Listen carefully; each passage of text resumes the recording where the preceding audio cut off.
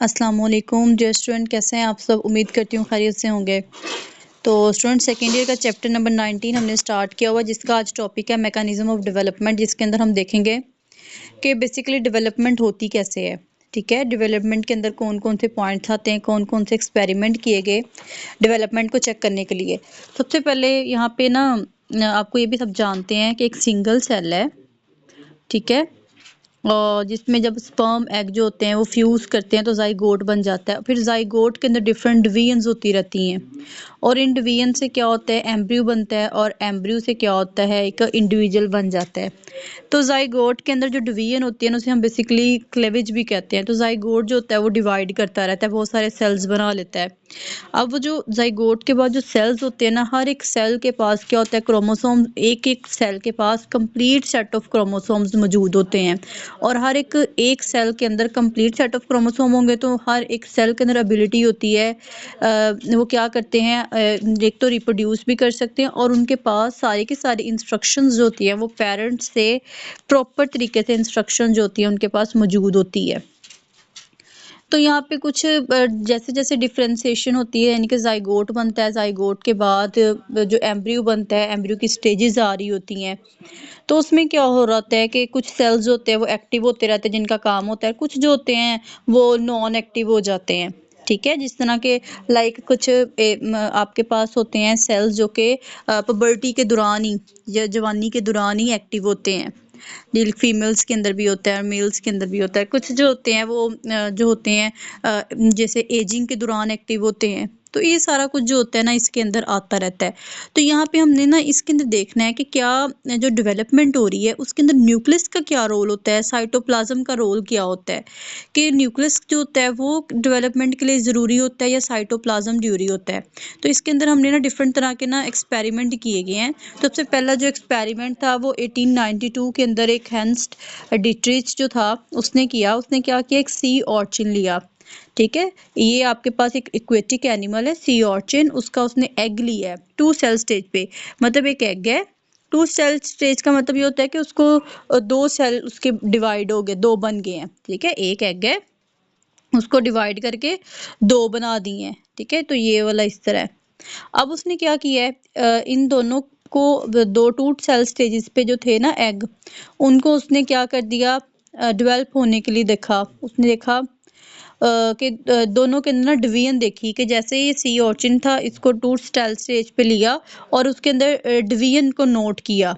ठीक है, उसने के अंदर देखा कि ये जो 2 सेल स्टेज का मतलब सेल है, जाइगोट है, वो डिवाइड हो गया है, और उसने 2 सेल स्टेज यानी कि एक सेल जो होता है वो डिवाइड होकर 2 सेल बना दिया, जिसे हम 2 सेल स्टेज कहते हैं।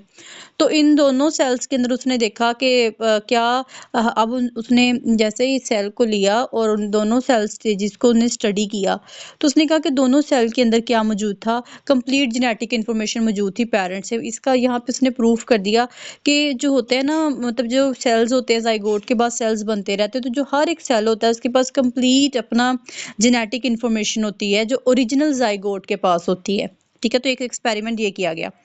उसके बाद एक और एक्सपेरिमेंट किया गया है, वो स्पैमन ने परफॉर्म किया है। अब एक और एक्सपेरिमेंट किया गया है, वो किया है स्पैमन ने। अब स्पैमन ने क्या किया, उसने स्लेमेंडर है उसका जाइगोट लिया है। ठीक है, स्लेमेंडर जो होते हैं वो आपको पता है क्या होते हैं, स्लेमेंडर जो होते हैं वो एम्फीबियंस होते हैं। तो उसका उसने क्या किया, एक ले लिया, एग ले लिया। ठीक है, सॉरी, उसका जाइगोट ले लिया है, और इस जाइगोट के दरमियान उसने क्या किया, एक लिगेचर ऑफ ह्यूमन हेयर, एक मतलब कि धागे नुमा एक वो था, धागे की तरह, बाल की तरह का एक धागा लिया, और उस जाइगोट को क्या किया, सेंटर से बांध दिया है, उसके 2 इक्वल हाफ बना दिए। अब एक हाफ के अंदर क्या मौजूद था, छोटा सा न्यूक्लियस मौजूद था, और एक जो था विदाउट न्यूक्लियस था। अब हुआ क्या है, उसने इसकी करवाई है डिवीजन। जैसे इनकी डिवीजन होती रही है, डिवीजन का मतलब ये है कि जो जो ऊपर वाले सेल्स थे वो तो डिवाइड होते रहे हैं। ठीक है, और इनके, क्योंकि इसके अंदर न्यूक्लियस मौजूद था, लेकिन जो नीचे वाला सेल था जिसके अंदर न्यूक्लियस मौजूद नहीं था, इनके अंदर डिवीजन नहीं हुई।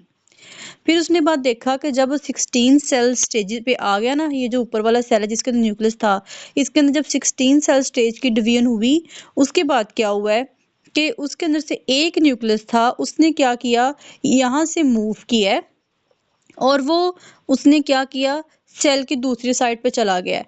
वो जैसे ही वो वहाँ का सेल जो है 16 स्टेज का एक न्यूक्लियस जो होता है, न्यूक्लियस का सेल मूव करके दूसरी साइड पे गया, तो वहाँ पे जाके भी उसने डिवीजन स्टार्ट करवा दी है। तो इससे एक्सपेरिमेंट से ये प्रूव हुआ कि डिवीजन के लिए न्यूक्लियस का होना बहुत ज़्यादा कंपल्सरी है। विदाउट न्यूक्लियस जो होती है वो डिवीजन स्टार्ट नहीं होती। तो ये उसने एक्सपेरिमेंट किया स्पैमन ने एक स्लेमेंडर के जाइगोट के ऊपर। अब अगर हम नेक्स्ट एक्सपेरिमेंट देखते हैं तो उसमें बात करता है। अब उसने एक और एक्सपेरिमेंट किया स्पैमन ने। उसने क्या किया, एक सेल लिया है, ठीक है। स्पैमन ने क्या किया है, एक सेल ले लिया ऐसे। अब स्पैमन ने क्या किया, एक और एक्सपेरिमेंट किया है जिसके अंदर उसने एक एम्ब्रियो लिया है, ठीक है। एक एम्ब्रियो ले लिया और उसके दो हाफ कर दिए हैं। दो हाफ कर दिए, एक के अंदर न्यूक्लियस मौजूद था, दूसरे के अंदर भी न्यूक्लियस मौजूद था। तो उसने देखा, अब उसने इनके अंदर डिवीजन को करवा दिया है, ठीक है। डिवीजन होना शुरू हो गई है। अब जो दोनों हाफ थे, दोनों ने क्या किया, डिवाइड करना शुरू कर दिया। और वो दोनों के अंदर डिवीजन होके यही जो जाइगोट था वो कन्वर्ट किसके अंदर हो गया है, वो एक मुकम्मल जो था जाइगोट, ठीक है। दोनों सेल जो थे ऊपर वाले और नीचे वाले, इसमें न्यूक्लियस था, डिवीजन होना शुरू हो गया। जाइगोट ने क्या बना दिया, एम्ब्रियो बना दिया। तो इससे ये साबित होता है कि अगर न्यूक्लियस दोनों साइड, न्यूक्लियस जो है वो दोनों सेल्स के अंदर मौजूद हैं, तो उससे क्या हो जाएगा, नॉर्मली क्या होती है, जाइगोट बन जाता है, ठीक है। तो उसने ये भी देखा कि अब जब 16 सेल एम्ब्रियो डेवलप हो गया जाइगोट से, तो उसने उसमें से एक सेल जो है उसको सेपरेट किया और उसके अंदर देखा, तो उसके अंदर जितने भी एक सेल के अंदर complete set of genes, complete set of chromosome जो थे वो मौजूद थे। तो उसने ये बताया, इस बात को प्रूव किया कि एक सिंगल जाइगोट है, अगर उसके अंदर डिवीजन करते जाएं, जितनी मर्जी डिवीजन हो जाए, हर सेल के अंदर प्रॉपर जो है वो जेनेटिक इन्फॉर्मेशन मौजूद है, प्रॉपर सेट ऑफ क्रोमोसोम्स होते हैं मौजूद होते हैं, और उनके अंदर एबिलिटी होती है, वो क्या करते हैं, हर सेल जो होता है वो डिवाइड कर सकता है। तो इससे भी उसने क्या किया, एक्सपेरिमेंट से प्रूव किया है। अब लास्ट पे उसने क्या किया है, एक और एक्सपेरिमेंट किया है। उसने कहा कि अगर हम क्या करते हैं, एक अब जो जाइगोट है उसने तो डिवीजन करवा दी है। अब हमारे पास क्या है, एक उसने और एक्सपेरिमेंट किया है, जिस एक्सपेरिमेंट के अंदर अब उसने क्या किया, एक सेल लिया है। अब उसने क्या किया, एक सेल लिया है, ठीक है। अब उसने क्या किया, उन सेल को दो हाफ्स में डिवाइड किया। अब उन दोनों के अंदर न्यूक्लियस तो मौजूद था, तो एक के अंदर उसने क्या कर दिया है, एक के अंदर जी उसने ग्रे क्रिसेंट मौजूद है, और दूसरे वाले जो पार्ट है उसके अंदर ग्रे क्रिसेंट जो है ना, ग्रे क्रिसेंट जो होता है ना, वो एक साइटोप्लाज्म जो होता है उसका पार्ट होता है, तो वो मौजूद नहीं थी। अब जब इसने ना इनकी डिवीजन करवाई, मतलब जिसके अंदर ग्रे क्रिसेंट, ये जो आपको रेड सी नजर आ रही है, ये ग्रे क्रिसेंट है, एक साइटोप्लाज्म का प्लाट होता है। तो आगे आप इसको देखेंगे तो आपको समझ आ जाएगी क्या होती है ग्रे क्रिसेंट। तो जैसे जाइगोट ने डिवाइड होना शुरू किया, डिवीजन तो स्टार्ट हो गई है, ठीक है। दोनों पार्ट्स के अंदर डिवीजन स्टार्ट हो गई है, एम्ब्रियो बनना शुरू हो गया है। तो जब देखा गया जिसके पार्ट के अंदर ग्रे क्रिसेंट मौजूद थी, उस पार्ट ने तो प्रॉपर तरीके से डेवलपमेंट शो की है, ठीक है। क्योंकि ग्रे जो क्रिसेंट बेसिकली आपके पास एक पिगमेंट एरिया होता है, जो कि फर्टिलाइजेशन के दौरान जो होता है वो अपेयर होता है। लेकिन जो दूसरा हाफ था जिसके अंदर ग्रे क्रिसेंट मौजूद नहीं था, ठीक है, उसके अंदर डेवलपमेंट जो है ना वो प्रॉपर तरीके से नहीं होगी, बल्कि एक बॉल ऑफ मैस बन गया है। और मतलब उसमें जो स्ट्रक्चर है ना फुली तौर पे डिफ्रेंशिएट नहीं हुए।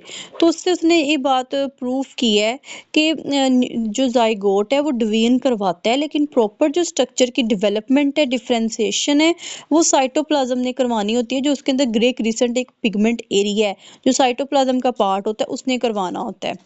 तो ये इसने 3-4 एक्सपेरिमेंट किए हैं इसके ऊपर। अब उन सारे जो ऊपर किए गए एक्सपेरिमेंट हैं उससे स्पैमन ने कंक्लूजन किया है कि सेल्स के अंदर जो होते हैं ना वो न्यूक्लियर ऑल हर एक सेल के अंदर न्यूक्लियर इंफॉर्मेशन जो होती है ना वो मौजूद होती है। अगर जाइगोट का एक सेल है उससे डिवीजन हो रही है, तो हर एक सेल के अंदर जेनेटिक इंफॉर्मेशन जो होती है वो इक्वली प्रेजेंट होती है, क्रोमोसोम की तादाद इक्वली होती है, जीन्स की इंफॉर्मेशन भी इक्वली प्रेजेंट होती है। अब दूसरा उसने ये ऑब्जर्व किया कि ग्रे क्रिसेंट एरिया जो होता है ना वो साइटोप्लाज्म का, उसके अंदर भी कुछ एसेंशियल इंफॉर्मेशन होती है जो कि डेवलपमेंट के लिए बहुत ज़्यादा ज़रूरी होती है।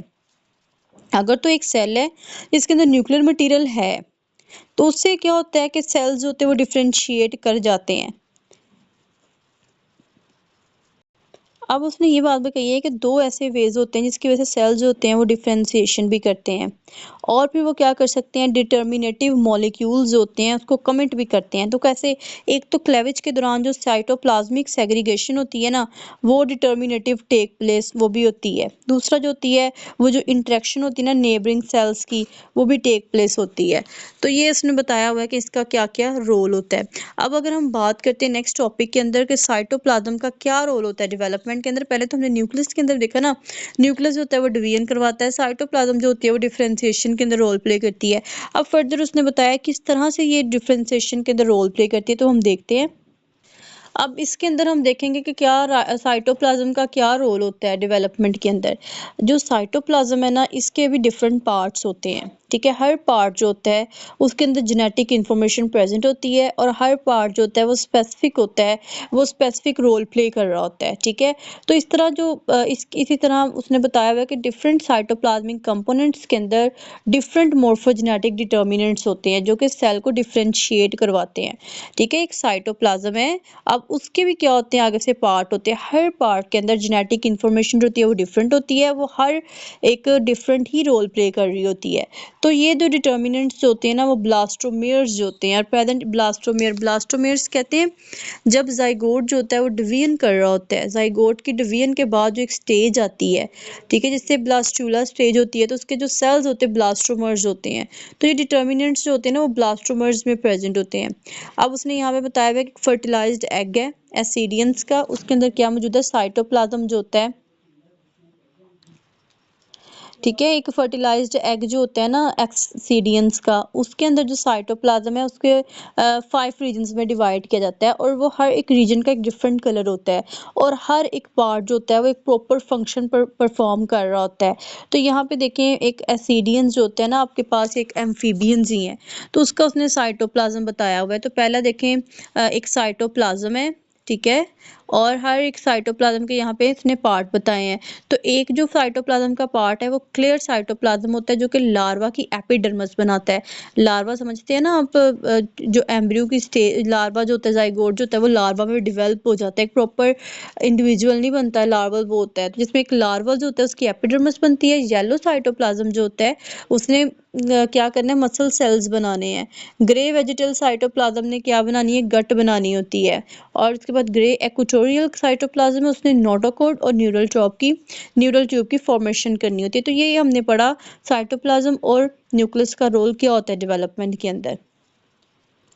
तो स्टूडेंट, इसी तरह आज के टॉपिक में हमने बात की है कि डेवलपमेंट का हमने मैकेनिज्म देखा है, न्यूक्लियस का रोल देखा, साइटोप्लाज्म का रोल देखा। अब फर्दर इसके अंदर न्यूक्लियस का जो है ना रोल, डेवलपमेंट के अंदर क्या रोल आता है, ये हम नेक्स्ट टॉपिक के अंदर डिस्कस करेंगे।